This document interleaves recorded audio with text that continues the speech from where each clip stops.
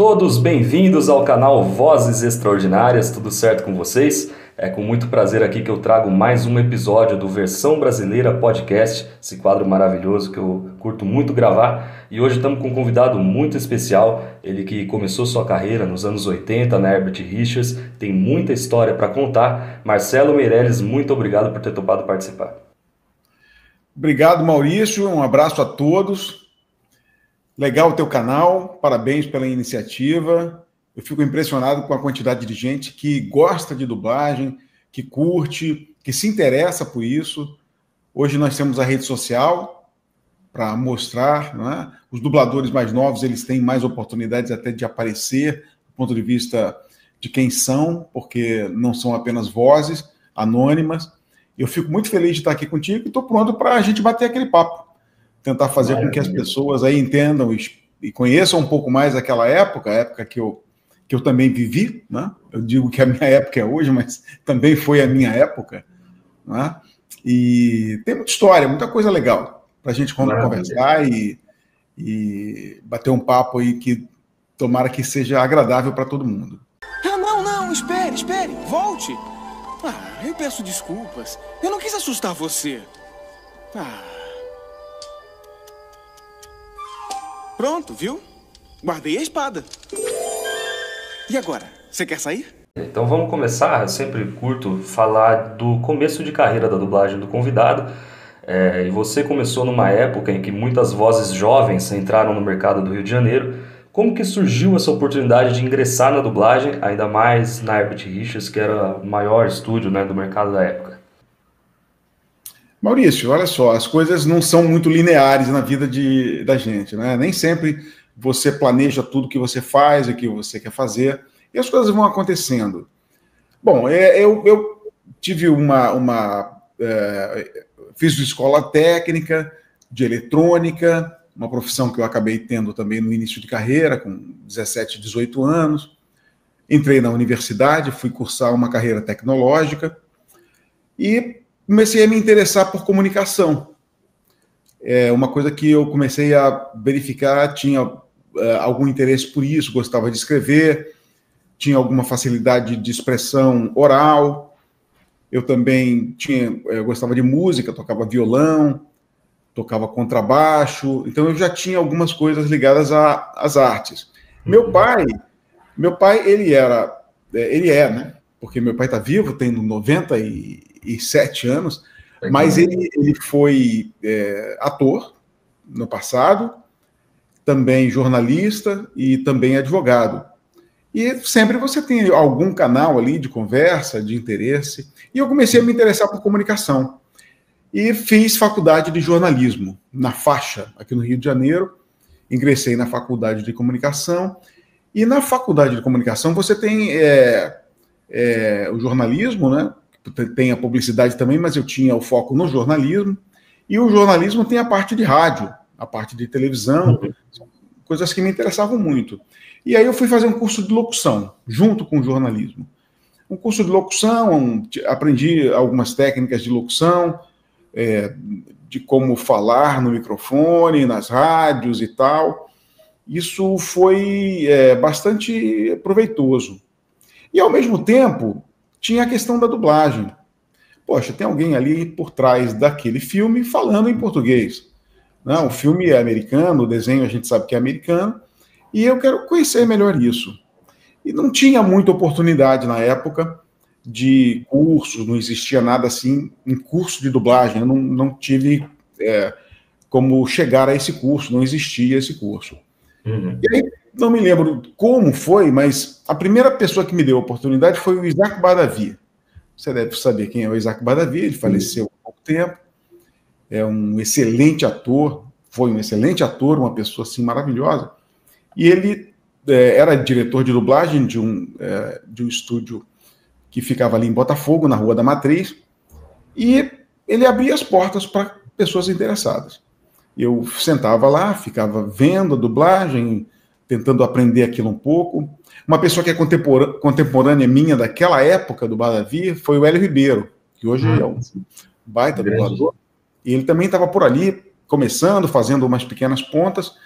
E antigamente o estúdio era assim, Maurício, você não tinha esse impedimento de entrar no estúdio, ficar vendo como funcionava a dublagem, tentar fazer um pequeno papel para começar a aprender.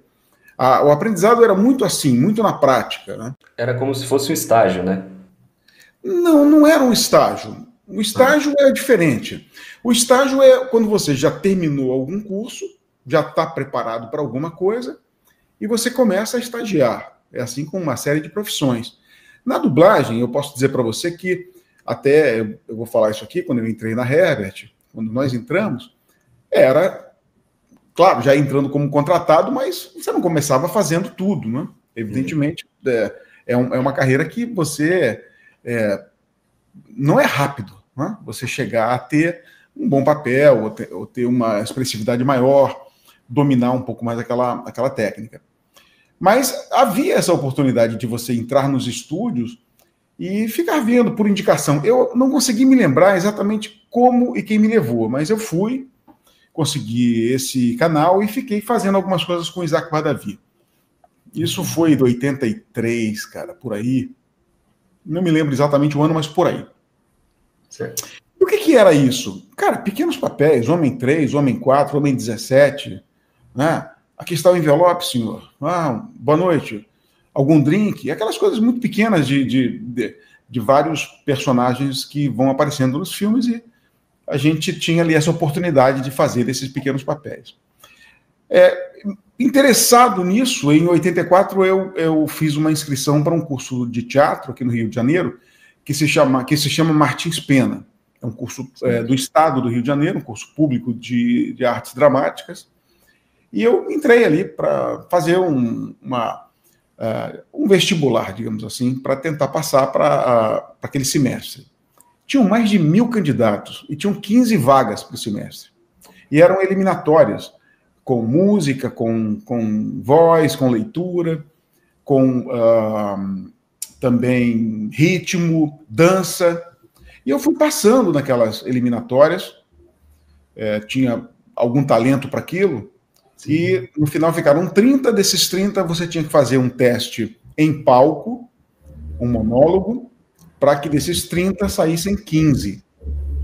E eu consegui, escolhi um personagem de uma peça que foi bastante conhecida aqui no Rio, que é Blue Jeans, uma peça que tinham rapazes e alguns homossexuais, e essa peça foi muito famosa no Rio, que era dirigida pelo Wolf Maia, lançou muitos atores, e tinha um personagem ali que eu gostei do monólogo dele no palco. Eu fiz aquele monólogo e consegui entrar, né? Me lembro até que a Guilene Conte, que entrou comigo na dublagem, ela estava saindo da Martins Pena, ela estava ali já estudando ali, por acaso conheci também ela ali, e eu tive que entrar maquiado nessa cena, porque a cena você entrava maquiado e ia se desmaquiando, contando a sua história lá no palco. E a Guilene me maquiou, me orientou para isso, até me lembro bastante disso. Obrigado, Guilene, por ter me ajudado nessa missão de tremendo nas pernas, entrar maquiado num palco para fazer um teste para teatro. E aí eu entrei no curso da Martins Pena, sempre com a ideia da dublagem, também com a ideia da locução, eu fazendo faculdade de jornalismo também. Quando um belo dia, em 84, eu estava em casa e tal, era um sábado, eu ia para a praia. Aí me preparei para a praia e tal, botei a sunga, short, me preparei para sair, e eu assinava o jornal O Globo. Assinava o Globo e o Jornal do Brasil todos os dias, sempre interessado na leitura e tal. Aí, de manhã, tomando café, antes de sair para a praia, estava na capa do segundo caderno do Globo. O segundo caderno, para quem não sabe, não sei se ainda existe, mas era o segundo caderno, era o caderno de artes, onde você tinha teatro, cinema, televisão, aquelas histórias todas ali que o jornal publicava no sábado, para final de semana, para o seu programa de final de semana. E a capa era fantástica. A capa do segundo caderno era assim: se você não pode ser o ator, seja o dublador. Parênteses aqui para você ver como tratava o dublador, né? Se você não pode ser o ator, seja o dublador. Ou seja, o dublador é um ator, não é? Então, mais ator até do que o próprio ator original. Eu peguei aquele texto, li, Aí estava lá, começa, não sei se era naquele mesmo dia ou nesta semana, um curso de dublagem na Rádio Estácio FM. A Estácio é uma universidade aqui do Rio de Janeiro, bem conhecida. Tinha uma rádio de FM, chamava-se Rádio Estácio, e a Rádio Estácio estava promovendo um curso de dublagem e divulgou ali no jornal. Eu imediatamente troquei de roupa, não fui mais para a praia, peguei o jornal e fui para a Rádio Estácio. Cheguei lá, tinha uma quantidade imensa de gente querendo fazer o curso. Eu me inscrevi no curso e comecei o curso. Então, a minha história na dublagem, digamos, profissional, foi por esse curso. Comecei esse curso em 84, né? Devia ter, a quantidade eram 100 alunos, mais ou menos, em algumas turmas, não todos juntos, e esse curso começou com Garcia Neto. Garcia Neto é um grande dublador, grande diretor, pai do Garcia Júnior, que vocês sabem quem é, um grande amigo, e começou com o Garcia Neto dando aula. Depois o Garcia Neto saiu do curso, não sei qual foi a razão, entrou o Newton da Mata, que foi, para mim, o melhor dublador que existiu no Brasil. Assim, incomparável. Fantástico. Tem gente que tenha chegado no nível parecido do nível do da Mata, mas ele era alguma coisa assim, fora da curva. Por uma série de razões, né? Naturalidade, a facilidade com que ele tratava o texto, a facilidade também da voz, tudo. Ele tinha uma voz excelente, porque ele podia ter uma voz jovem, mas servia também para uma pessoa mais idosa. Ele sabia fazer humor muito bem, drama muito bem, um excelente ator. Veio do rádio teatro, né? Ele foi ator mirim na Rádio Nacional, começou pequeno lá. Então, a bagagem do Newton da Mata foi, assim, incrível. E era um excelente ator. Bom, desse curso saíram 5 pessoas, das 100 pessoas, né? E essas pessoas foram chamadas para trabalhar. O Newton da Mata chamou a gente para trabalhar diretamente já com a dublagem. Esses 5. Aqui em Beverly Hills, essa mãe natureza tem coragem mesmo. Que barato! Eu acho que chegou a época do surf. Pode desistir, mano. Maré baixa. Vou contar uma historiazinha aqui engraçada. Durante o curso, eu já tinha um estúdio de gravação, onde eu fazia produções artísticas, fazia jingles, fazia alguns discos, sempre tive essa veia empresarial. Eu já tinha esse estúdio, que já era, o nome era Record Motion, né? E a galera que era mais próxima de mim, como o Marco Antônio, o Márcio Simões, a Jane, exatamente as pessoas que acabaram se destacando e saindo desse curso como contratados. A gente fazia um treinamento lá na Record Motion. A gente não tinha equipamento de dublagem, evidentemente, então a gente colocava 2 gravadores de VHS.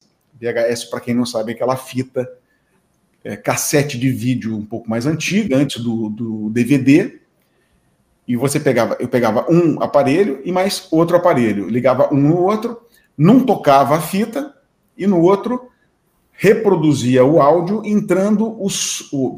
reproduzia o vídeo, gravando o vídeo da fita original, mas o áudio vinha de um microfone externo, exatamente o que a dublagem faz. Então aproveitava o vídeo e fazia a gravação do áudio, mas isso de uma forma muito simples, assim, uma bancada e tal, um equipamento de improviso, não era um estúdio profissional de dublagem. E ali nós brincávamos demais de dublar. Isso acabou sendo muito bom, porque, ao fim e ao cabo, é isso que a gente faz, né? Essa brincadeira. E tem uma coisa que é interessante, que é até um caso que pode até valer aqui como mau exemplo. O Marco Antônio adorava um filme chamado Blade Runner. Sim. Um filme realmente muito bom, né? E o Marco, eu acho que ele viu no cinema esse filme, acho que 20 vezes. É um ícone de produção artística, e a gente dublava esse filme também lá, o Blade Runner. E a gente tinha um cuidado de proteger a fita para que não gravasse na fita. Mas não sei o que aconteceu, que a gente inverteu lá as fitas, e nós gravamos toda a brincadeira que a gente fez na fita original da locadora de vídeo, onde a gente pegava o vídeo para...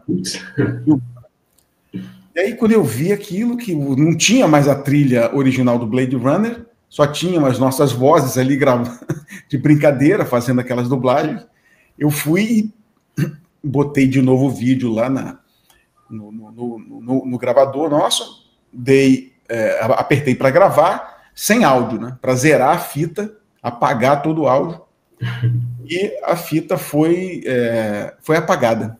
E eu devolvi a fita na locadora apagada, sem nenhuma coisa gravada, e acabei tendo que pagar a fita, porque eu não consegui explicar como é que tinha sumido a imagem e o som da fita, que eu acabei apagando tudo. Bom, como eu te falei, né, desse curso saíram 5 pessoas. Saiu eu, Marco Ribeiro, Marco Ribeiro foi o último. Marco Ribeiro não veio do curso, mas eu, Marco Antônio, Márcio Simões, Jane Kelly e Guilherme Conte. Esses 5 saíram no mesmo dia do curso para serem contratados pelo Herbert. E o Marco Ribeiro entrou junto, foi a 6ª pessoa, mas ele não veio do curso. O Marco veio porque é um garoto extremamente talentoso e aprendeu a dublar, acho que vendo dublagem, porque o tio do Marco, Ricardo Ribeiro, era sonoplasta do Herbert, trabalhava na finalização, na mixagem, já na parte técnica da empresa. Sim. Então, eu tenho a impressão que quando veio aquela leva de 5 novos, falaram, vamos aqui, oportunidade para ter o Marcos junto, para poder fazer um grupo maior entrando, para que a gente tivesse menos pressão, né, digamos assim, da concorrência, se é que a gente pode falar assim. Você sabe que a atividade artística, ela tem gente maravilhosa, sempre é assim, mas não deixa de ser uma atividade concorrente. Né? Você, quando vai disputar um personagem, você está fazendo teste com outra pessoa e há uma disputa normal, saudável. Não tem nada de excepcional nisso. Mas tem gente que não pensa assim. Tem gente que vai sempre querer ficar a vida toda ali, não quer que haja renovação. O que é impossível, né? Porque muita gente sai por várias razões. A gente também morre, né? Então, a renovação é saudável. E nesse dia entramos 6 na Herbert. E aí você me fez uma pergunta que foi a questão de como é que era a convivência com jovens dubladores, todos que já estavam lá. Não tinham jovens dubladores, ou seja, não existiam vozes jovens atores, entendeu, Maurício? Por quê? Porque esse grupo que entrou de 6 pessoas, ele foi o primeiro grupo depois da greve de 77. Nós entramos em 85. É muito tempo depois. A renovação era pouquíssima. Só que, com o início da década de 80, muitas produções chegaram com jovens atores, jovens trabalhando. Os filmes mais antigos, eles tinham pessoas mais idosas. Eu não sei por que era isso, mas é diferente o perfil de um filme. Hoje você tem muita garotada, digamos assim, no filme. E começou a chegar esse tipo de filme para o Herbert dublar. Quem que faziam os jovens? Né? Quem que faziam os jovens? Você talvez conheça alguns, mas quando nós entramos, quem fazia os jovens era o Rodney Gomes, sim, o Luiz Manuel, o Carlos Marques, o Henrique Ogala, o Cleonir. Excelentes atores, e todos com vozes de garotos. E já não eram garotos. Eles já, na época, já tinham 50 anos, talvez, alguns até mais idosos, e faziam vozes de garotos. Então, eles faziam esses papéis de garotos.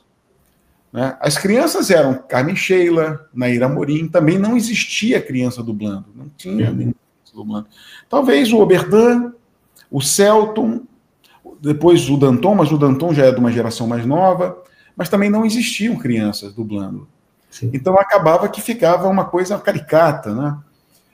A menininha com uma vozinha falsa, porque não é uma criança dublando. Isso também era a característica do Herbert. E assim foi, Maurício, esse nosso início foi esse, eu entrei em 85, eu e mais 5, né? Cada um ocupando o seu espaço, né? Atores diferentes, cada um com o seu talento, com as suas oportunidades, e numa empresa que era referência, né? Entrar para trabalhar numa empresa com carteira assinada como ator, poxa, acho que nem a Globo fazia isso com todos os atores. O Herbert tinha um respeito imenso pelos atores, e ele mesmo foi o incentivador de vozes novas. Ele precisava também melhorar o elenco dele, renovar o elenco dele, até para fazer frente às novas produções que estavam chegando, né, e tudo mais.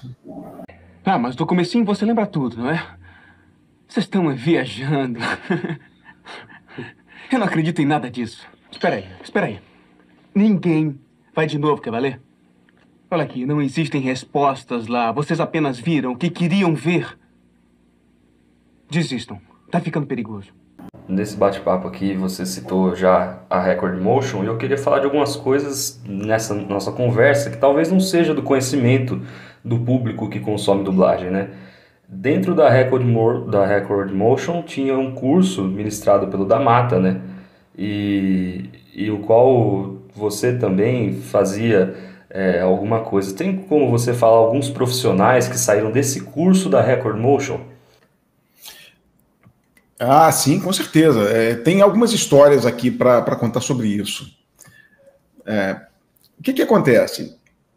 Dentro dessa renovação, a gente, dentro da Herbert, começou a chegar muita produção nova, com jovens atores, com atores diferentes. O número de atores na época da Herbert talvez fossem 60 pessoas, para um número de produções que precisava de mais gente. Estou falando de Rio de Janeiro. São Paulo também dublava, né? Mas nesse momento, na década de 80, eu tenho a impressão que 90% da produção era no Rio, era no Herbert. Tanto é que muitos atores de São Paulo, como Hamilton Ricardo, como o próprio o Francisco José, o próprio Garcia Neto veio de São Paulo, o Júnior nasceu, acho que em São Paulo também, veio pequeno. E tem outros profissionais também que vieram de São Paulo. A Marlene Costa também veio de São Paulo, me lembro agora. E ali tinha uma geração de diretores também fantástica, viu, Maurício? O Damata, isso que eu já comentei, um profissional sensacional, extremamente exigente, inclusive com a gente que estava começando. Ele ficava chateado quando a gente errava. Quando a gente não conseguia fazer alguma coisa, ele ficava chateado, mais do que a gente, né? E a gente fazia, de repente, um papel que não estava de acordo com o que ele entendia, a gente saía chateado da gravação e pensava, ele nunca mais vai me chamar, né? Porque, eu fiz muito feio isso aqui. Não só eu, como outros pensavam também igual. Dava 2 dias, ele chamava de novo, tentava de novo e dava um papel bom de novo para a gente, e a gente tinha que aprender. Monjardim, outro que foi um grande professor nosso. Eu estou falando desses mestres para falar dos professores e também do curso, a razão disso tudo, né? O Monjardim era, assim, uma pessoa, em termos de temperamento, de caráter, de amizade, fenomenal. Mário Monjardim. Um cara solto, alegre, com uma capacidade imensa de brincar, comprometido com o trabalho, brincalhão, e se aprendeu muito ali, inclusive no improviso, aprender as coisas assim de fazer soluções imediatas para que você pudesse ter mais velocidade na dublagem e resolvesse a questão. Né? E Garcia Neto, que foi o meu primeiro professor, naquele curso que eu te falei, a Ângela Bonatti também nos deu muita oportunidade, a Marlene, muitas oportunidades, o Ogala também dirigia, o Turelli, que depois logo faleceu, era um profissional sensacional, o Júlio Chaves, o Mário Jorge, que depois foi meu sócio lá no Dubla Shop, também fantástico, um baita profissional, a Sumara Luiz, que nos deixou recentemente, também dando muita oportunidade para todos os que começavam, o Santana, que partiu agora, o Telmo de Avelar, que era o responsável pela Disney, com uma qualidade assim, sabe, milimétrica no resultado das produções. O Francisco José também nos deu muita oportunidade. E tínhamos uma pessoa muito interessante que era a esposa do Monjardim, que era a Branca Monjardim. E com ela eu fiz muitas canções, porque muitas produções, Maurício, elas têm a parte cantada. E o Herbert, ele fazia muitas produções com a tradução também das canções, as versões das canções. Então, às vezes o próprio ator conseguia cantar, eu não sou cantor, mas dependendo da situação você consegue cantar, ou entrava uma outra pessoa, um profissional de voz, um cantor, né, na hora em que você está falando é você, depois entra um cantor que tenta fazer uma voz próxima à da sua. Então a Branca tinha esse, digamos assim, essa responsabilidade, cuidava dessa parte musical lá na Herbert. E aí começou a ideia de ter mais profissionais. O da Mata me chamou, falou assim: Marcelo, você tem lá o estúdio, vamos fazer lá um curso de dublagem? Você consegue montar os equipamentos e tal, a gente divulga, o Herbert precisa de novas vozes e tal.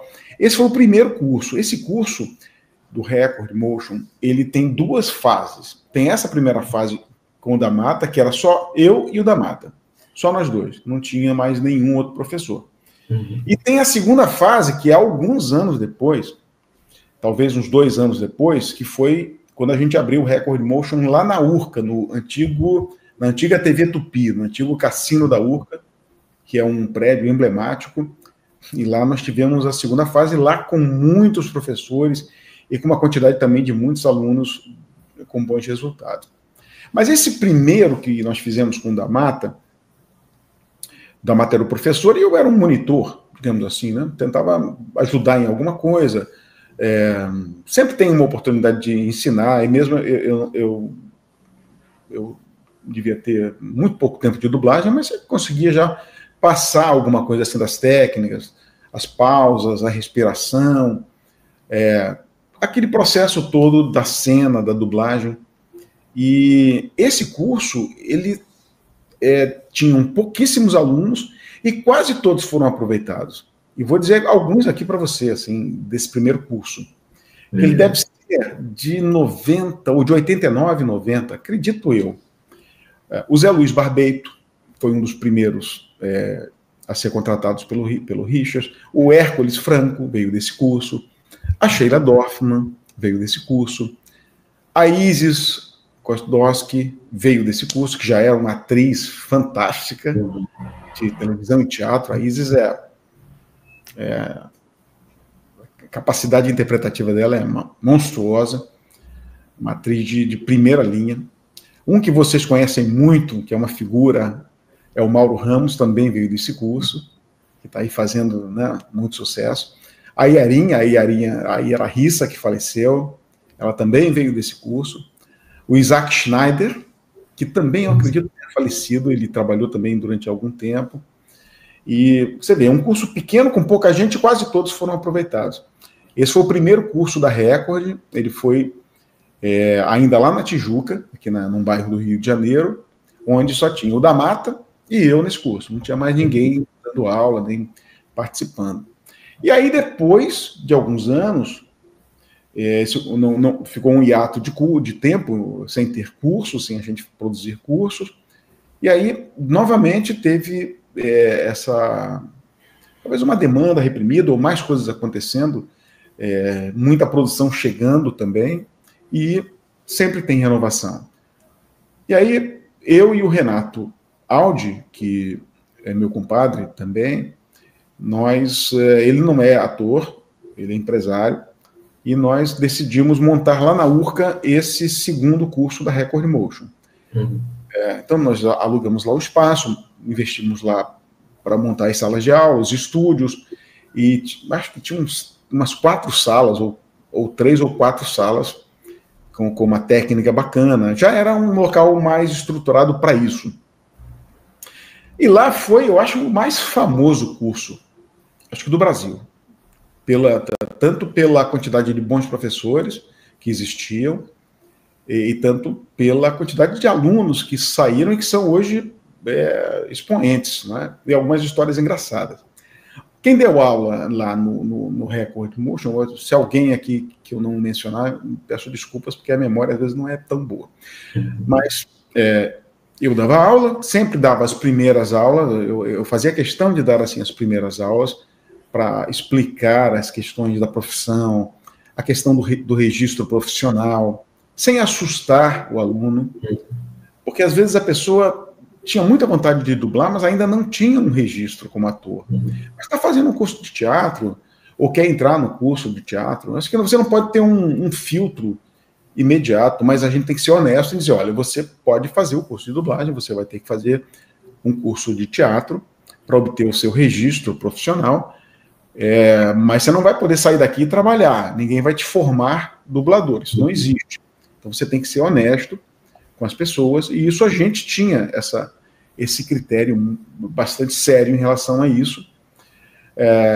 Bom, aí eu, Marco Ribeiro, Hamilton Ricardo, a Sumara, o Paulo Pinheiro, o Seidel, Carlos Seidel, que vocês conhecem bem também, o Francisco José, o Mário Jorge dando aula também, excelente professor, a Mônica Rossi, excelente professora, o Manolo também dando aula. O Manolo, ele tinha acho que 3 anos de dublagem, o Manolo entrou acho que em 87, mas já estava dando aula lá e mandando ver.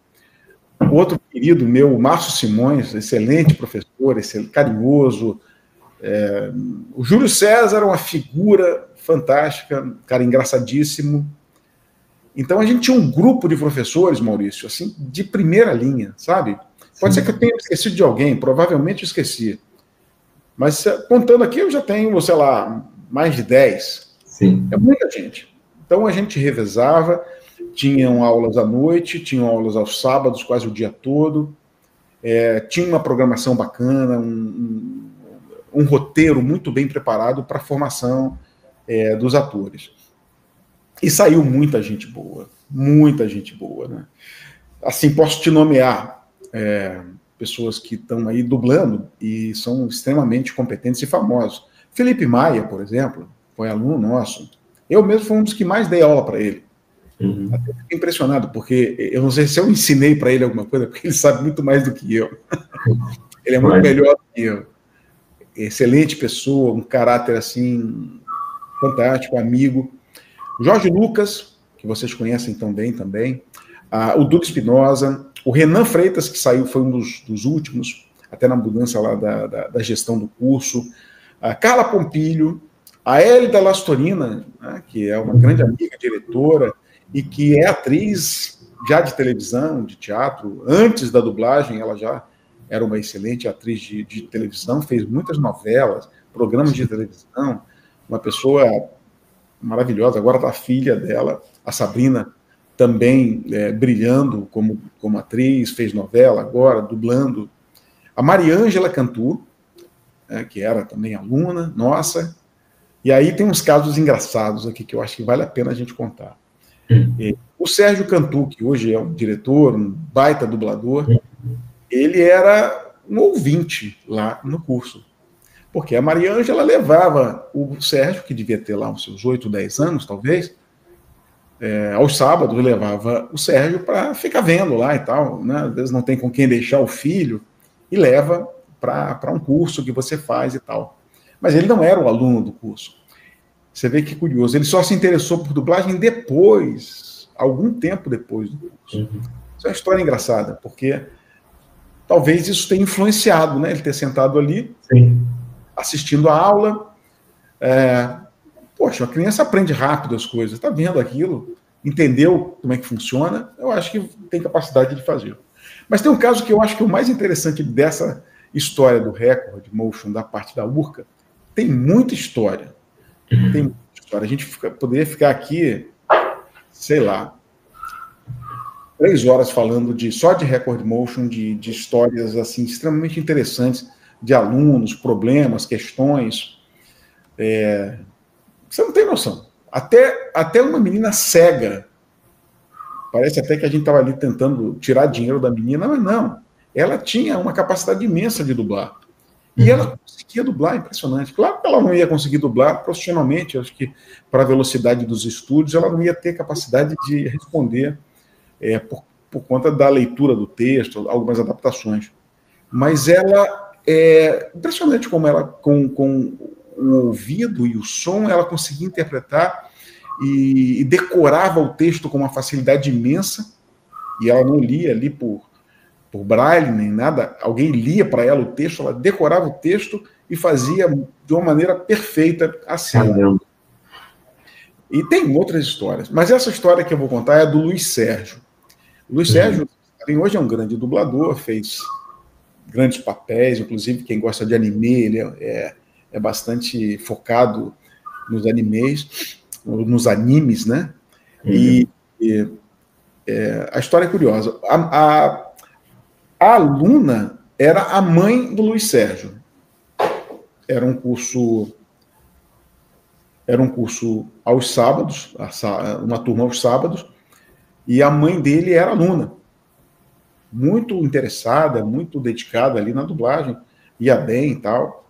E levava o Luiz Sérgio, pequenininho, talvez uns 7 anos, talvez ele tivesse isso de idade, para fazer companhia, porque ela não tinha efetivamente com quem deixar o garoto durante os sábados. E ela perguntou se tinha problema. Não, problema nenhum, ele pode assistir a aula, tendo espaço aí, ele senta e assiste a aula. Não tem problema, você vai fazer a sua aula e zero de problema. E tá tudo bem, a aula estava rolando, ela frequentando as aulas. E um belo momento, a Marlene me chamou durante um dia, lá na Herbert, né, durante o dia de trabalho.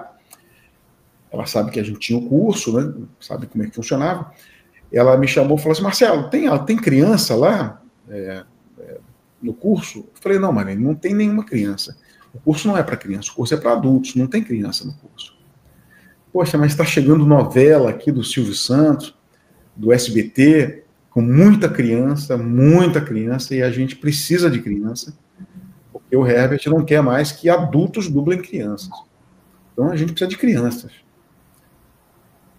Aí eu falei: Marlene, olha só, tem um garoto lá no sábado, que ele vai com a mãe, ele fica lá assistindo, ele é interessado, ele fica olhando e tal. Eu vou conversar com ele para ver se ele tem interesse em aprender e de repente, ter essa oportunidade, quem sabe.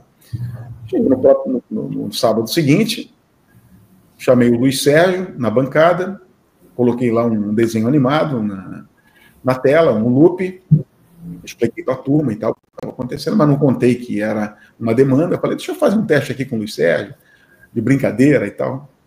Passei lá o desenho, mostrei para ele, e ele gravou perfeitamente, Maurício. De primeira.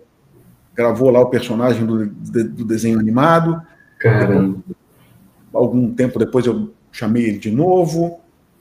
Aí, na outra semana, falei: Marlene, eu acho que tem um garoto que dá para você começar com ele, e ele vai aprender com você mais ainda, e eu acho que dá para você colocar para dublar. Você quer que eu traga ele aqui? Não, traz sim, se você viu, se ele tem capacidade. Liguei para a mãe dele, fui na casa dele, subi lá no apartamento, conversei com o pai e com a mãe, expliquei a situação e tal. Ele sem entender nada, né? Tá bom. Posso levar o Luiz Sérgio? Posso.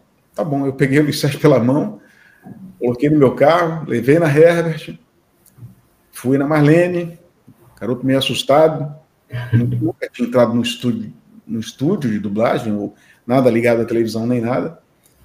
Falei: Marlene, aqui é o Luiz Sérgio e tal, vamos fazer um teste com ele e tal, fica tranquilo. E ele ali, e eu lá com ele no estúdio, a Marlene colocou lá um loop, ele fez o teste, a Marlene gostou, e conclusão, carteira assinada. É impressionante. O Luiz Sérgio virou dublador naquele momento. E a mãe dele continuou sendo aluna e nem chegou a ser dubladora. Mas o Luiz Sérgio acabou fazendo esse papel, e foi. Ele fez a primeira novela, que tinham algumas crianças, inclusive até as filhas da Marlene também foram, digamos assim, cooptadas, né, porque precisavam de crianças. E a segunda novela do Luiz Sérgio foi já como protagonista, como o principal, que era uma novela que eu traduzia, porque eu também tinha esse trabalho lá no Richard, que eu traduzia espanhol.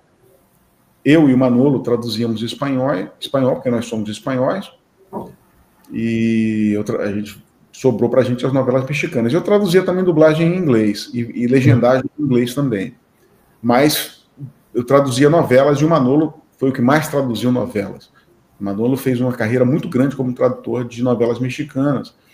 E uma novela que eu traduzi, que foi Vovô e Eu, uma novela muito, muito bacana, e o Luiz Sérgio foi o protagonista, o ator principal, com muito texto, com os bifes que a gente fala, né, com cenas dramáticas de choro.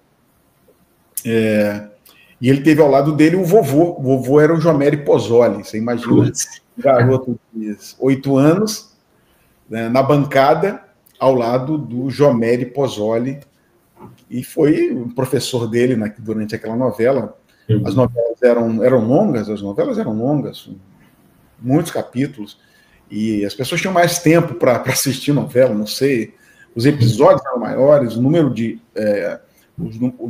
episódios era maior também.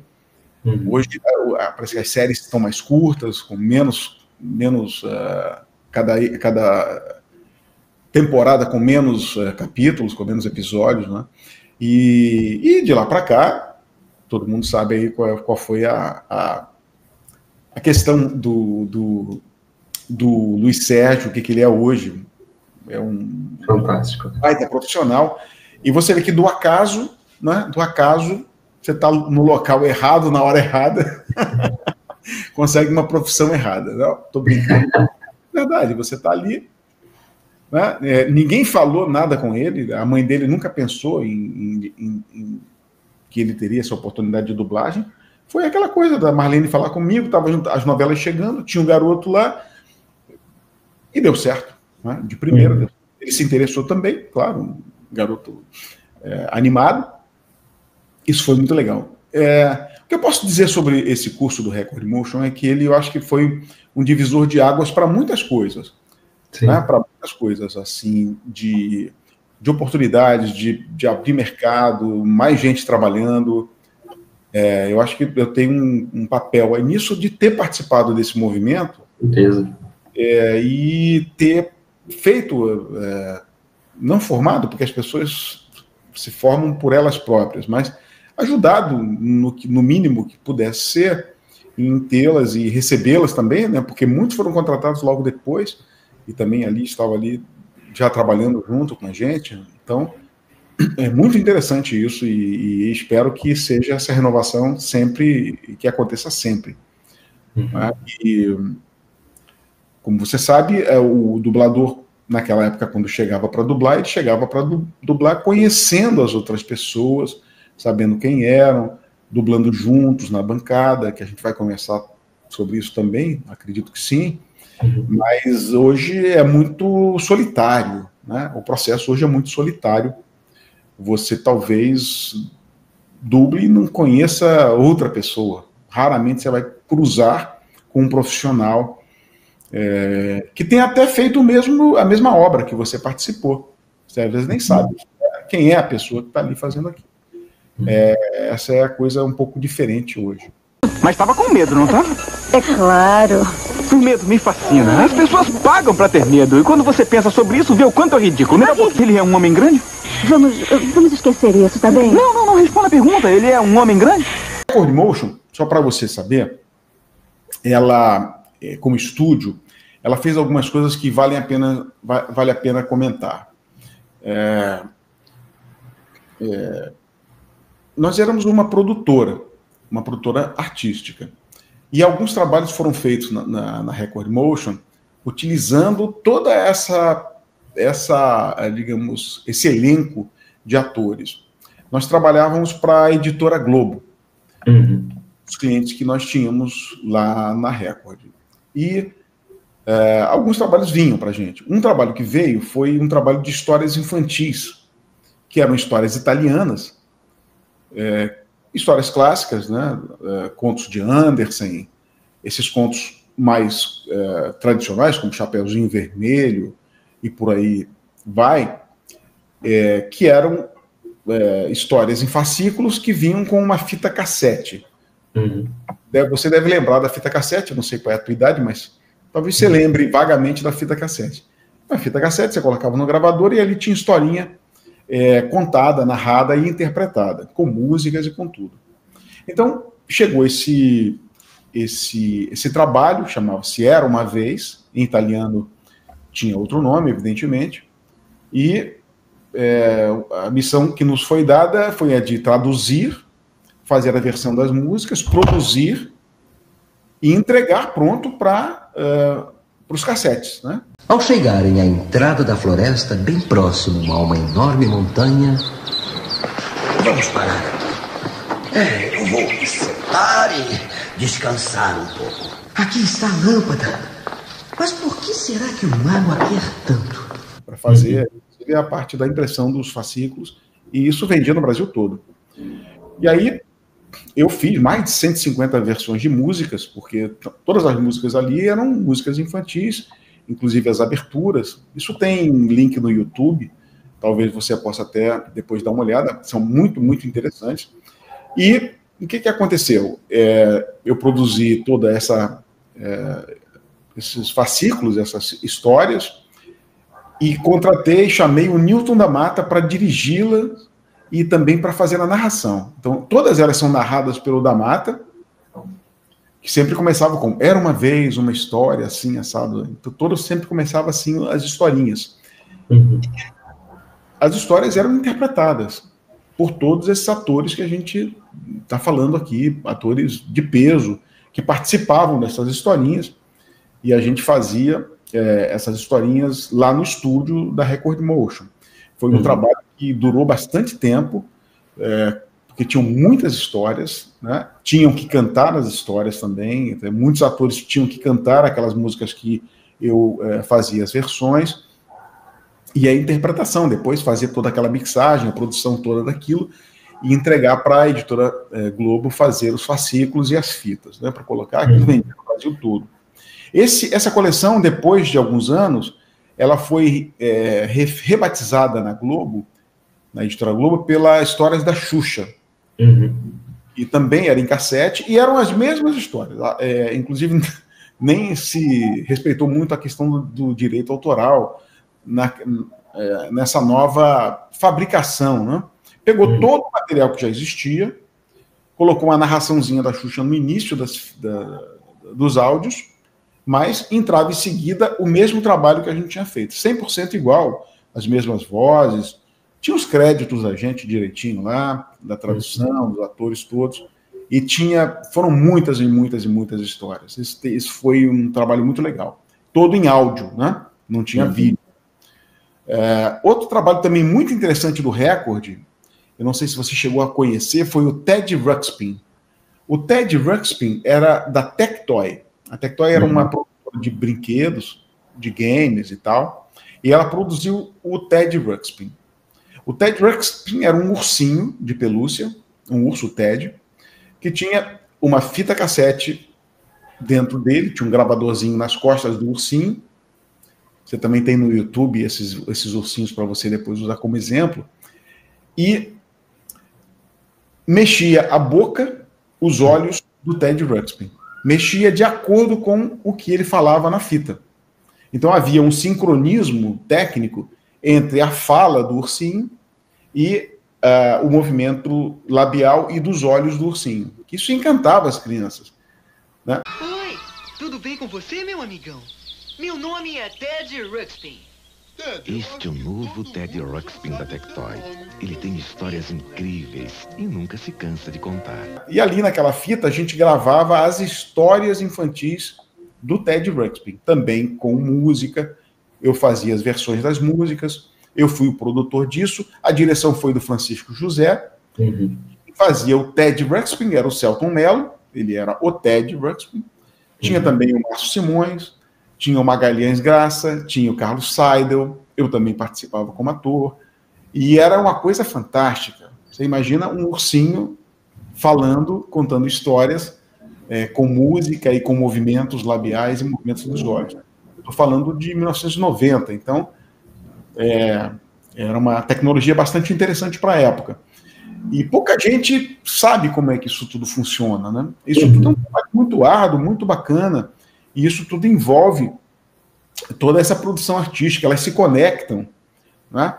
Porque você tem não só a dublagem, que é a questão do áudio com o vídeo, você tem também essa parte de áudio. Lembrando que no início da dublagem, a maioria dos atores, se não todos eles, vieram exatamente do radioteatro, Maurício. Você sabe disso. Eles vieram da Rádio Nacional, da Rádio Tupi, da Rádio Marinque Veiga. Por quê? Porque quando começou a dublagem no Brasil, você tinha que ter gente preparada para trabalhar só com a voz, só com a questão ali da interpretação rápida e da voz. O ator em dublagem, ele é o ator do momento. Isso dizia o Silvio Navas. A todo momento, você entra para trabalhar, você não sabe o que você vai fazer, necessariamente, pode até saber, mas você não sabe muito bem exatamente o que você vai fazer. Você não vê o filme antes, como muita gente pensa. Vou levar para casa o filme para ver, para poder me preparar. Se você vai fazer uma peça de teatro, você ensaia aquela peça, né? Às vezes 2, 3 meses, lê o texto diversas vezes para poder ir melhorando, burilando, trabalhando. Mas na dublagem, não. Até na televisão, você recebe o texto antes, ensaia, tem que decorar e tal. Tem o figurino, mas na dublagem, não. Você começa a trabalhar ali, olha, você vai fazer o João, ele é um psicopata, ele acabou de matar a mãe, e ele vai matar o pai agora, nessa cena. E vamos assistir a cena e vamos fazer o psicopata. Aí você termina aquela cena, vai para o desenho animado para rir, para fazer uma cena outra qualquer, ou vai fazer um drama para chorar. Acorda! Acorda!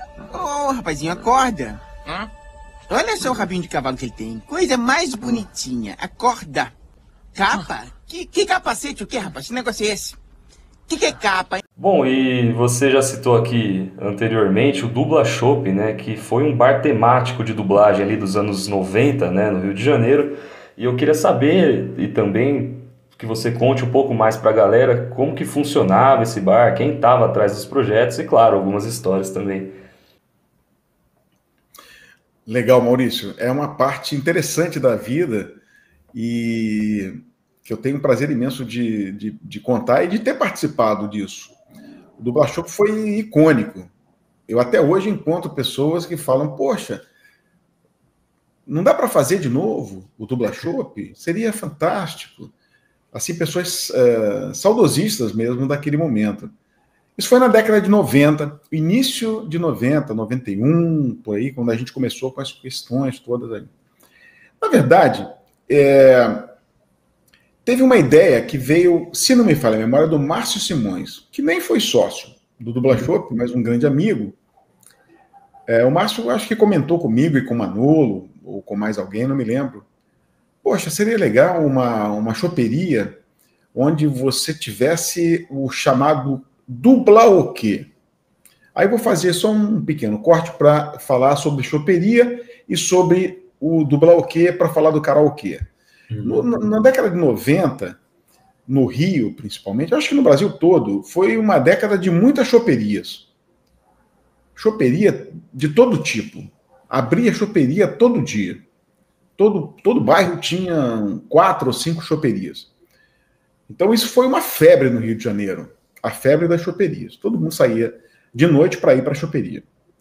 E também teve uma febre de karaokê, que eram bares, às vezes até uma choperia, onde tinha o karaokê, que você cantava uma música escolhida lá no cardápio, às vezes com banda, às vezes com música mecânica. E isso também foi uma febre no Rio. Tinha karaokê em muitos lugares e era muito cheio, muito frequentado e muito divertido. Por quê? Porque rir da desgraça dos outros é um negócio interessante. E depois que você toma alguns copos de chopp, fica mais interessante ainda, porque começa a ficar ridículo. E isso é o que faz o negócio ficar engraçado. Então o Márcio falou, poxa, por que não dá para fazer um karaokê com dublagem? E em vez de cantar uma música, a pessoa vai dubla um personagem. E não sei se foi ele que deu o nome de Dublar o quê? Era o nome que a gente deu, Dublar o quê? Porque karaokê e dublar o quê? E isso nasceu assim, com certeza foi o Márcio Simões que jogou essa ideia no ar, e a gente ficou ali naquilo. Juntamos alguns parceiros, alguns amigos, começamos a conversar sobre isso, ideia boa.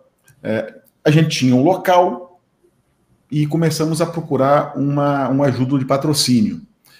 E aí fizemos ali um projeto e fomos na Coca-Cola. A Coca-Cola, na época, tinha uma cerveja chamada Kaiser, que não era nem muito... assim, a reputação não era tão boa como a Brahma, por exemplo, a Antártica. Ela queria entrar no mercado de cervejas e chopps também. E a Kaiser, nós fizemos algumas reuniões na Coca-Cola, a Kaiser pertencia à Coca-Cola, e conseguimos um patrocínio para investir no local, para decorar, para fazer algumas obras. Tinha um valor, não me lembro se foi pago em dinheiro, se foi pago em mercadoria, mas conseguimos ali fazer dar o start disso. E aí buscamos o nome, né? Dubla Chopp. Dubla Chopp. Dublagem com chopp, Dubla Chopp. E aí um detalhe, eu sou de origem espanhola, galego. Né? Meu avô tinha restaurante, nasci em restaurante, e está meio que no sangue. O Manolo também galego, né? Meu, digamos assim, conterrâneo espanhol também. O pai do Manolo também trabalhando em restaurantes. Apesar dele não trabalhar em restaurante, mas o pai sim. Então isso está no sangue, está na vida ali de ter uma proximidade com esse tipo de negócio. E aí colocamos mais algumas pessoas, né? Então era eu, Manolo, o Renato Aldi, que é meu compadre, que é empresário também, o Marcelo Scatena, que era meu cunhado, ator, faleceu, e o Mário Jorge, que era nosso amigo e companheiro também da própria Herbert, né? E começamos essa empreitada. Um sucesso, ô Maurício, você não tem noção do sucesso que foi o Dubla Chopp. Maravilha. Ele abria de terça a domingo e fazia fila todo santo dia. Não tinha um dia que a casa não lotava. Não tinha um dia. Lotava terça, quarta, quinta, sexta, sábado e domingo. E segunda a gente descansava. Muita gente. Acredito que a casa comportava mais ou menos 150 pessoas, acredito eu, isso. E fila. Como é que funcionava? Você tinha um cardápio de comida, bebida normal, como qualquer choperia. Todos os pratos da gente, todas as bebidas, assim, os drinks, eles tinham nomes de filmes. Isso o Manolo foi muito hábil na criação desses nomes. Então, as pizzas ou os salgadinhos, lá, os snacks ou as bebidas elaboradas, elas tinham nomes de filmes. Então, já tinha essa parte assim temática. E tinha um outro cardápio, que é o cardápio dos filmes e dos desenhos animados que as pessoas poderiam dublar. Então, tinha ali o nome do filme, o personagem, e você escolhia ali. Tinha um papelzinho que você anotava, botava o seu nome e o filme que você queria dublar. Né? E tinha um momento da apresentação. Tinha um palco, monitores na casa toda, vários monitores, para que todo mundo assistisse a dublagem, assistisse você dublar. E tinha um palco com aquela bancadinha de dublagem, o microfone, o texto, tudo como é num estúdio de dublagem. Em tamanho menor, mas no palco, bacana ali com tudo, e o monitor ali para você dublar. Então você era chamado, né? Maurício, você vai dublar aqui o Fred Flintstone. Aí você subia no palco, palmas e tudo. Aí tinha um profissional ali, sempre, eu, Manolo, Mário Jorge, outras pessoas que estavam convidados, que te davam uma dica, olha, corta aqui e tal. Aí você ensaiava rapidinho ali, 1, 2 vezes assim, e a casa fazia silêncio, você gravava, tirava o som original, você ficava com o som só no fone, gravava e depois passava para todo mundo ver dentro do restaurante, dentro da choperia, já com a sua voz, aquele desenho. Legal. E aí, era a piada e o engraçado, e você pode imaginar o quanto interessante é esse tipo de brincadeira. Sim. E as pessoas se divertiam com todo tipo de personagem, todo tipo de desenho animado, todo tipo de filme. Era bem bacana, bem intenso, bem trabalhado. Tinha uma parte técnica, a gente foi obrigado a montar essa parte técnica com o operador para poder fazer a operação da dublagem, né? Para simular corretamente a dublagem, para não ficar uma coisa fundo de quintal, mas era muito bem feito. E além da dublagem que era isso, né? Tinha tudo isso que eu estou te explicando aqui, a gente tinha também alguns shows diariamente, sempre tinha. Então tinha um show de inauguração, assim, de começo da noite, aí começava o Dublar-o-Quê, chamando as pessoas e tal, e daqui a pouco tinha um outro show, e depois tinha mais Dublar-o-Quê. Não era só a dublagem, tinha algumas coisas acontecendo ao mesmo tempo. E tinha show de muita gente. Teve o plantão de sequestro, que era do Maurício, que é teu xará, que é um jornalista, que uns casos interessantes de jornalismo. É um cara que faz até hoje um stand-up nesse sentido. E tem aqui uma história interessante. A gente criou, acho que foi o primeiro stand-up lá. E o primeiro ator de stand-up lá nosso era o Marco Ribeiro. Você não tem noção de como o Marquinho é talentoso no palco, contando piada, ou contando casos, ou fazendo paródias de músicas, fazendo músicas com letras divertidas, né? E o Marco era um sucesso. Marco Ribeiro era um sucesso, as apresentações do Marquinho. E uma apresentação que foi assim uma das mais famosas e foi super, digamos assim, um caso de sucesso realmente, foi o Embromation, que era do Marcelo Torreão. O Marcelo Torreão criou um cantor, um personagem que ele criou, que era um cantor que cantava inglês errado. Então, você pode imaginar, Maurício.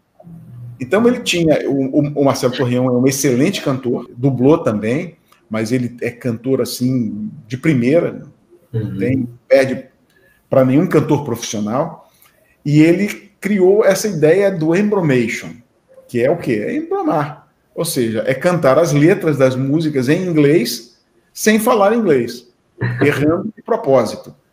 Então, você imagina a comédia e a loucura que era isso, né? Então ele tinha esse lado sensual também, Maurício, de dançar sensualmente, cantando aquelas músicas e tal. Então ele fazia um verdadeiro sucesso lá. O Marcelo Torreão, nos dias dele, que eu acho que eram uns sábados, era assim, a casa fazia fila até a esquina para alguém, para tentar conseguir assistir aos shows do Marcelo Torreão.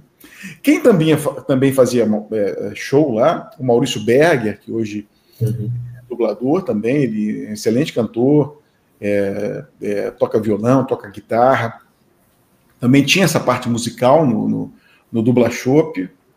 E tem uma curiosidade interessante, ao lado do Dubla-Shop era uma casa que se transformou numa choperia, era uma residência e se transformou numa choperia pela obra, evidentemente, mas no bairro, ali na Tijuca, tinham casas ao lado, casas que permaneceram casas. E uma casa que era vizinha de porta do Dubla-Shop era a casa onde morava o Luciano Lira e a Isabel Lira, que hoje são dubladores. E talvez eles sejam dubladores exatamente porque eram vizinhos do Dubla-Shop. E por essa conexão de conhecer as pessoas, acabaram entrando para esse mercado. Mas o Dubla-Shop, ô Maurício, tenho certeza que hoje, se alguém fizesse alguma coisa parecida, ia fazer muito sucesso. Com certeza. Muito sucesso. Eu acho que até mais sucesso do que a gente teve. Porque eu fico um pouco assim, até assustado às vezes com a quantidade de fãs que a dublagem tem hoje, comparando com o que a gente tinha na época. Né? É impressionante você ver esses eventos de anime, de geek, com milhares de pessoas prestigiando o trabalho dos dubladores. Eu vejo os colegas indo, Manolo, o Marquinho Ribeiro, a turma toda participando, e eu acho que isso é uma demonstração de carinho impressionante. E esse fandub, né, que é o fã da dublagem, talvez você também seja um fandub. Com certeza. Esse cidadão, digamos assim, ele adoraria ter um local onde ele pudesse ir, tomar um chopp e dublar na frente dos amigos e tal, tirar uma onda. Até porque a gente também dublava, entendeu?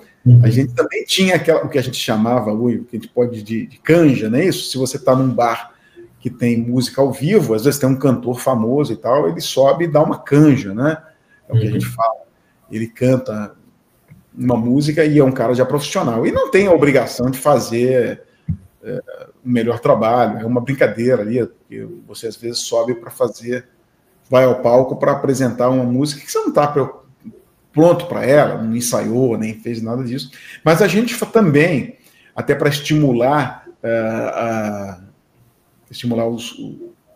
os clientes a subirem no palco e dublarem, a gente também dublava. Então, hoje está aqui fulano, vamos chamar ele aqui no palco, tal, ele vai fazer aqui uma cena. Então, isso também era uma coisa muito interessante de você enxergar o processo da dublagem ali num ambiente de brincadeira, num ambiente de festa. E uma coisa que talvez fosse um empecilho, a coisa de uns 2 anos, eu estava num grupo até da Associação dos Dubladores, e me perguntaram, poxa, Marcelo, não dá para fazer o Dublashop de novo e tal? Eu falei, poxa, fisicamente não tem nenhum mistério. Né? É um local, não há nenhum empecilho para isso. Mas talvez esbarre, Maurício, hoje no direito autoral, sabe? Que não era uma coisa tão rigorosa naquela época. Hoje, talvez, você, para utilizar, digamos, um filme tal, um desenho animado tal, você tenha que fazer uma peregrinação de estúdios para poder conseguir que o cara deixe você usar aquilo, vai dizer que você está ganhando dinheiro com aquilo. Começam as histórias, né? Você vai pegar um trecho de um desenho animado famoso e colocar dentro de uma choperia para fazer uma dublagem, não sei. Talvez hoje você tivesse essa dificuldade de conseguir essas aprovações. Na época não tinha o menor problema, nunca fomos incomodados por nenhum produtor ou nenhum estúdio por fazer esse tipo de coisa. Você vê o YouTube, por exemplo, você não pode colocar uma música né, sem ter uma autorização, ou colocar um trecho de uma produção de outra pessoa. Até mesmo tem essa questão dos reacts, né, que vocês fazem muito, e os reacts, eles também, às vezes, têm alguma questão aí que você tem que pedir uma autorização para utilizar aquela cena e tal. Enfim, mas que seria muito legal, se eu teria energia hoje para montar um negócio desse, que dá trabalho, né? Mas fica a dica aí, Maurício, quem sabe você aí não monta um Dublashop. Sensacional. Né? Eu acho que é uma coisa muito, muito legal. Eu acho que eu iria, pelo menos como cliente, se eu não tivesse envolvido no projeto. Maravilha.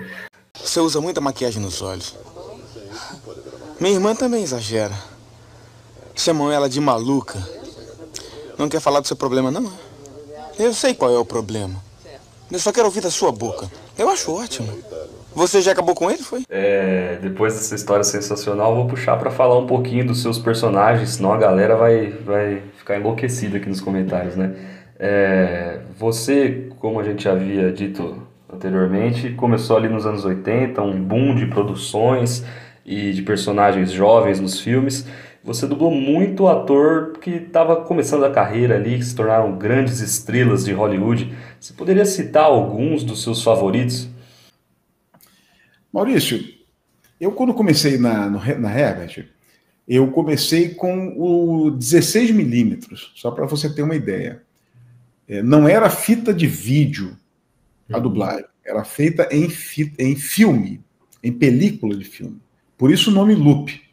O loop, na verdade, é um pedaço do filme que você corta e faz um laço. Por isso o nome loop. Loop é um laço em inglês.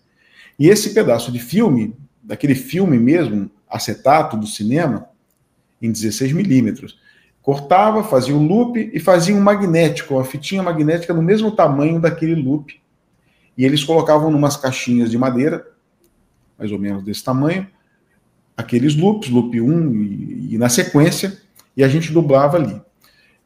Passava um projetor na tela, não era monitor de vídeo, e aquilo ia rodando com o áudio original e gravando num outro gravador ao lado que tinha o mesmo tamanho daquele filme, daquele pedaço de filme. Se você errasse a dublagem, você tinha que esperar passar tudo e começar de novo. Não tinha como voltar. Hoje você vai na minutagem, vai direto na cena e faz a gravação. No Pro Tools. Hoje você tem eletrônica e canais ilimitados. Mas naquela época era exatamente assim. Os filmes eram assim. Vinham assim. E eram dublados assim. Só depois de alguns meses eu comecei a ver o vídeo, que foi o Betacam e o Betamax, onde você tinha já a dublagem em vídeo. E no vídeo você tinha 2 canais apenas. Ele era estéreo. Se você usasse o segundo canal, que era o canal onde tinha o som original, você perdia a referência do som, quando você precisava fazer uma gravação por cima. Uhum. Então, era um trabalho muito artesanal. A dublagem era muito, muito, muito artesanal. E, além disso, trabalhava todo mundo junto na bancada. Por quê? Porque você não tinha os recursos técnicos de hoje, de gravar sozinho, de 500 mil canais, onde você pode colocar um ator em cada canal. Você tinha que gravar aproveitando um canal, porque o outro tinha o som em inglês. Então ficava todo mundo na bancada, uma bancada em U, onde estava todo mundo ali, com um texto, um microfone, e cada um chegando perto do microfone na sua vez, naquele trecho do filme que é o loop, que é a divisão do filme em pedaços de mais ou menos 20 segundos. Isso é um padrão. E ali tinha aquela cena. Só que o cinema, antes da década de 80, o Maurício, ele não tinha tantos jovens. Tinha, claro, sempre teve jovem no cinema, em Hollywood. Mas não como começou a chegar a partir da década de 80. Eu acho que até a forma dos filmes era um pouco diferente. Você tinha os atores talvez mais sérios, engravatados, as mulheres bem vestidas. Era outro tipo de fotografia, outro tipo de cinema, né? Então, você imaginava que o galã do filme era um cara com a voz encorpada e tal. Por isso, talvez aqueles primeiros dubladores, todos eles tinham vozes bonitas, todo mundo tinha a voz de locutor, todo mundo tinha a voz de... né? Porque os atores assim eram, eles tinham essa aparência. E a partir de 80, começou a ter gente normal no cinema. Gente feia, gente comum, desarrumada, as meninas não tão bonitas, e por aí não tão elegantes. Isso tudo trouxe uma diversidade muito grande para o cinema e para a dublagem, consequentemente, e começou a aparecer muita coisa. Com relação ao que eu fiz, na verdade, é muito difícil, sabe? Tem gente que fica... Tem aqueles fandubs que são as enciclopédias, né? Que sabe tudo da sua vida, menos você. Eu não sei da minha vida mais do que muita gente sabe da minha vida.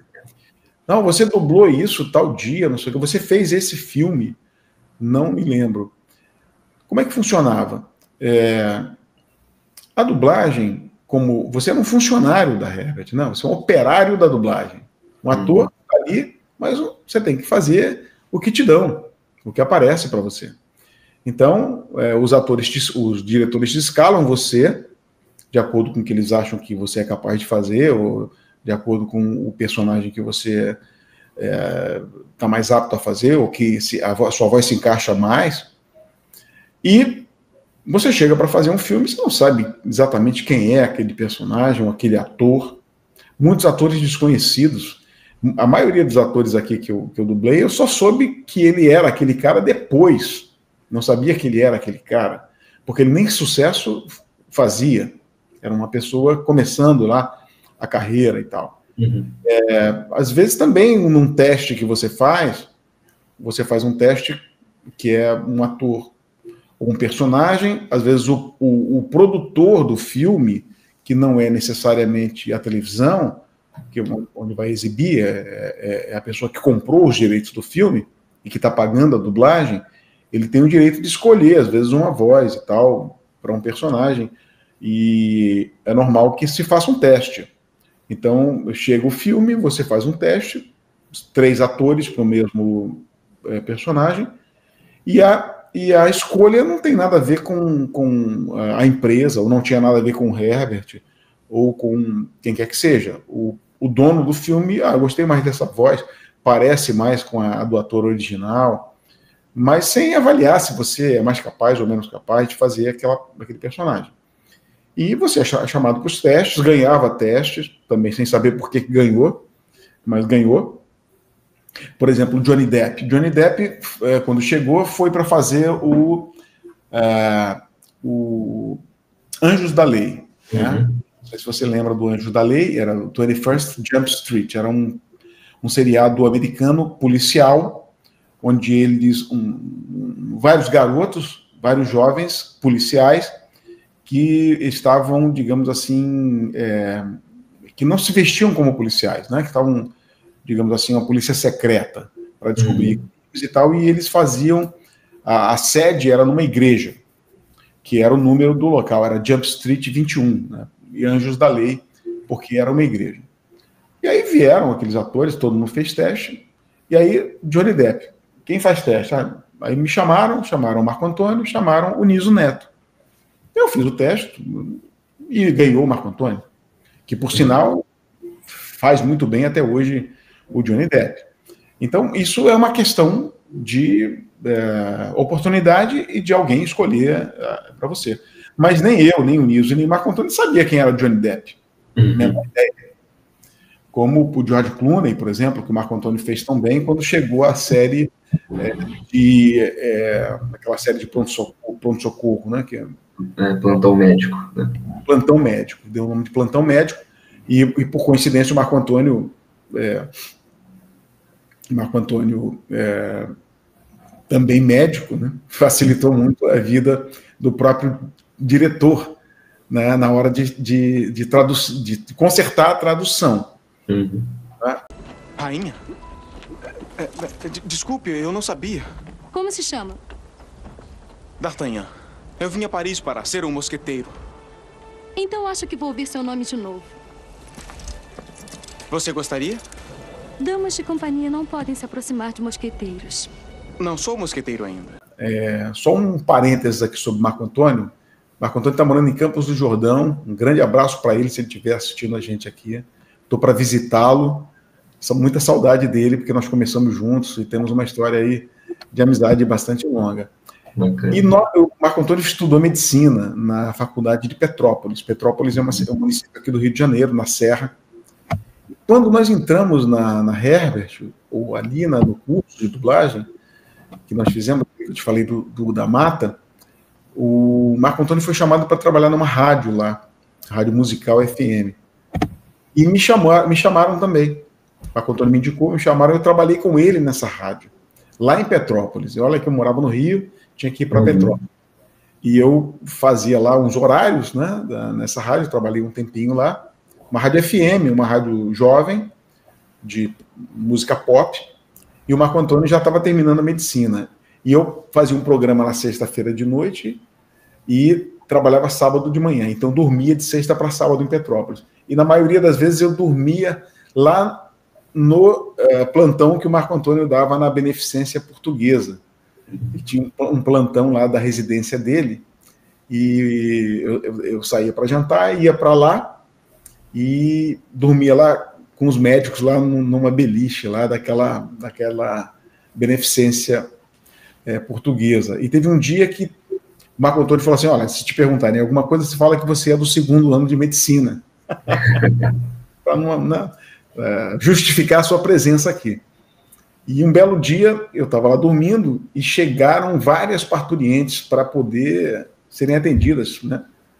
O que mais médico novo faz é parto.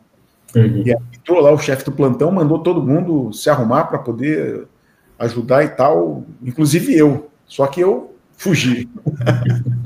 Fugi, parece que depois eles perguntaram, cadê aquele cara do 2º ano que não quis fazer um parto? Cara que não quer ser médico, é engraçado isso. Mas foi histórias boas também dessa fase da rádio musical FM lá em Petrópolis, junto com o Marco Antônio, também foi um momento muito engraçado. Me lembrei dele aqui pelo George Clooney, né? Que ele fez muito bem e faz até hoje.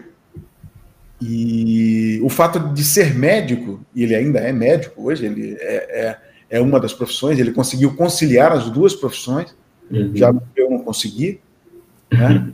Ele conseguiu conciliar, eu acredito que com muito esforço, porque não é fácil, não é fácil ser médico e ator em dublagem ao mesmo tempo, né? E trabalhar de verdade nas duas, e ser bem sucedido nas duas, também tem essa questão. Você tem que fazer uma escolha às vezes, né? Seguinte pra você, ô Bob Marley, é 17. Aí, brother, a gente não tá na rodelância, não, sacou? Não começa a bancar o judeu porque não cola. Esse é o meu preço, é pegar ou largar.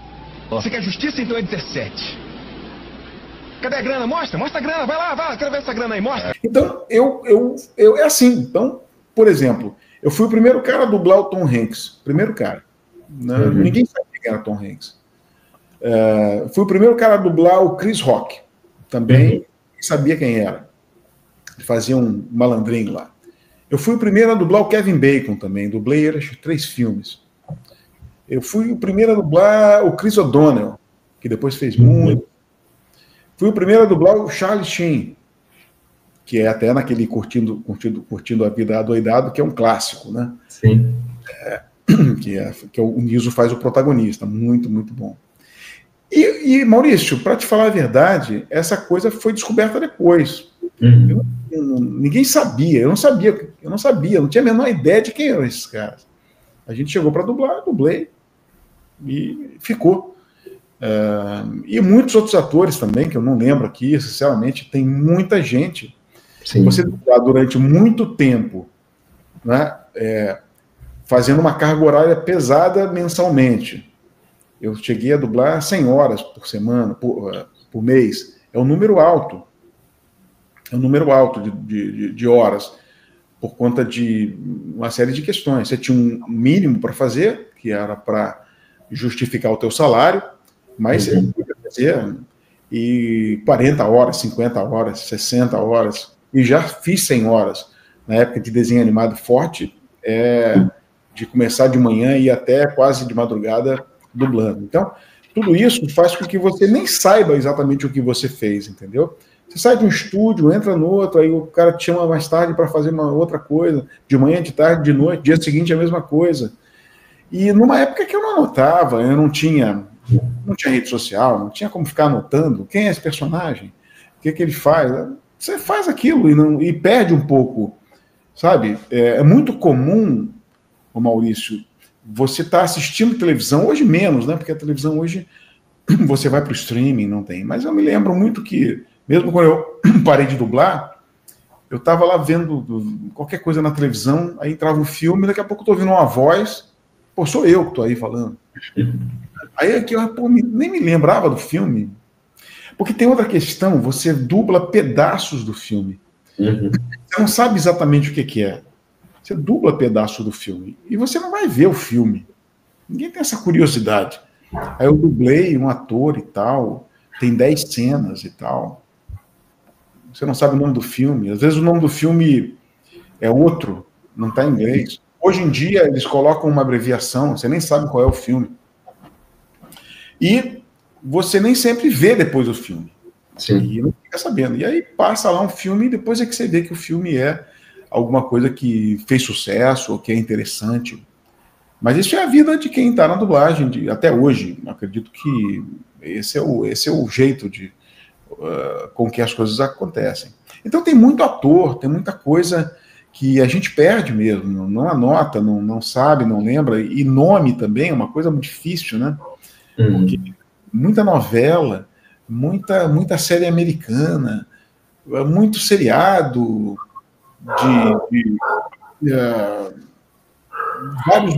várias situações, então não dá para você saber exatamente, né? E desenho também, né? Desenho também, a produção de desenho também era muito intensa. Claro que tem desenhos que ficaram marcados aqui, como para mim, que foi Tartarugas Ninja, por exemplo, com Michelangelo, mas tem vários desenhos que eu participei. Antes do Michelangelo teve um que foi a Turma da Pesada, também um desenho que fez muito sucesso, que era Beverly Hills, e ela também, ali naquele horário da Xuxa, tal, tinha uma garotada ali, eu fazia o Hadley, e também foi um desenho que fez muito sucesso também, bastante gente curtindo aquela época, né? Quem era criança naquela época. Então, é difícil, sabe, Maurício, eu tenho inveja daquela turma que tem tudo anotado, que sabe exatamente o que fez. Eu, às vezes, entro no Dublapedia, que tem lá alguma informação que também é desatualizada, para poder saber até coisas que eu nem sabia. Nem sabia disso. E está lá escrito que alguém pesquisou e alguém fez, alguém se envolveu nisso. Então, essa arte da dublagem, que hoje é super visível, você conhece, né, as pessoas pelo vídeo, sabe quem são, cruza na rua e elas acabam dando até autógrafo. Antigamente não existia isso, né? Você saía e acabou, era só sua voz, e só se você tivesse uma voz muito, muito, muito marcante, que alguém poderia te identificar pela voz, né? A minha voz não é uma voz marcante, mas tem gente que tem, Darcy Pedrosa, Ricardo Schnetzer, o próprio Tamata não tinha uma voz marcante. Tem gente que tem uma voz muito marcante, eu ouvi já essa voz em algum lugar, mas muita gente não tem. Então, não tem como você ser percebido ou verificar isso. Né? Também não havia essa coisa de chamar o dublador para um programa ou para falar, era raro. Alguns programas faziam isso, como, por exemplo, o Video Show, fez algumas vezes, mas se conta nos dedos esses momentos em que a televisão chamou ou visitou a dublagem.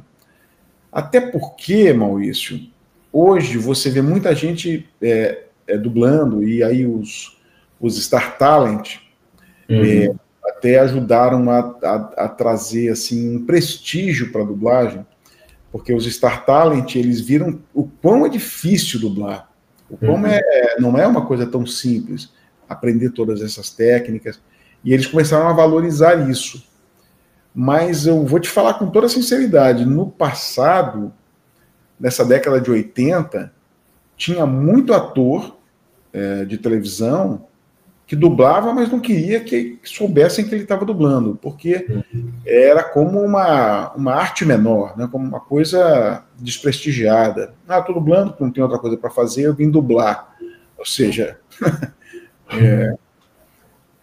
vim vender coco na praia, né, porque não tem novela para fazer. Enquanto aquele profissional que está ali dublando todo dia, que faz um trabalho efetivamente bom de dublagem, e que pode também, e que faz também teatro, faz televisão também, trabalha no mercado publicitário, ele tem a dublagem como uma profissão e faz isso sem o menor problema e sem a menor vergonha de fazer isso. Um exemplo é o Selton, né?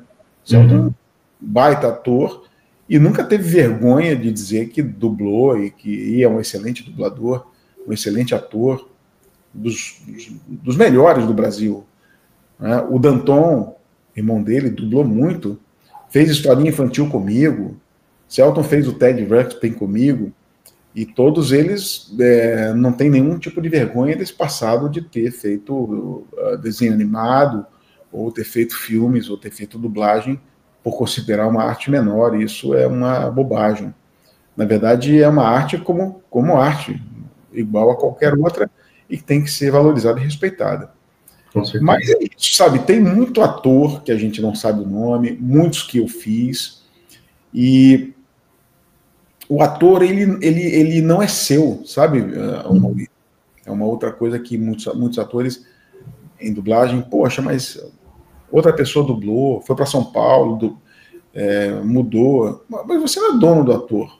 Você não tem essa capacidade de ser dono. Né? Eu poderia ter dito, eu fiz o Kevin Bacon, agora tem que fazer sempre. Não, por quê? Não tem isso. Apareceu outro para fazer. E eu fiz outras coisas, então não quer dizer muita coisa isso. Né? Essa é a questão. Né? Muitos atores também que eu fiz, eu não podia fazer também mais, né? Como a Tartaruga Ninja, depois quando voltou, eu não pude fazer mais, porque eu saí da dublagem, claro que eu não ia ser chamado para fazer, não fazia sentido nenhum, até porque eu decidi sair para cuidar de um outro projeto de vida. E eu saí no momento que foi, assim, muito interessante para a dublagem, que foi o momento da TV a cabo chegando, o momento da Cartoon Network também chegando. Então, muita coisa, se eu tivesse ficado na dublagem, teria feito muito mais coisa. Mas você tem que optar, às vezes, né? Fazer uma linha de corte e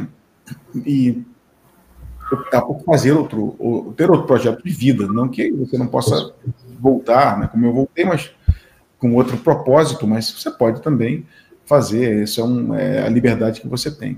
Com licença, senhores. É que a lei daqui manda que entreguem as suas armas para a autoridade competente pelo prazo de sua visita. Que desarmado que nada. Eu não vou levar tiro nenhum.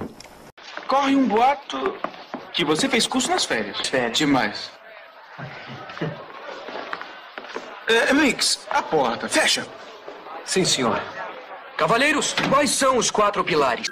Bom, infelizmente nosso papo aqui, muito bom. Marcelo, uma enciclopédia da dublagem, muitas histórias para contar. A gente vai gravar qualquer dia uma parte 2, porque ainda tem muita história para contar. Falar sobre vários personagens, várias questões aí que envolvem o universo da dublagem. E eu queria agradecer a você, Marcelo. Muito obrigado por ter topado participar aqui desse primeiro bate-papo. Espero que logo venha o próximo.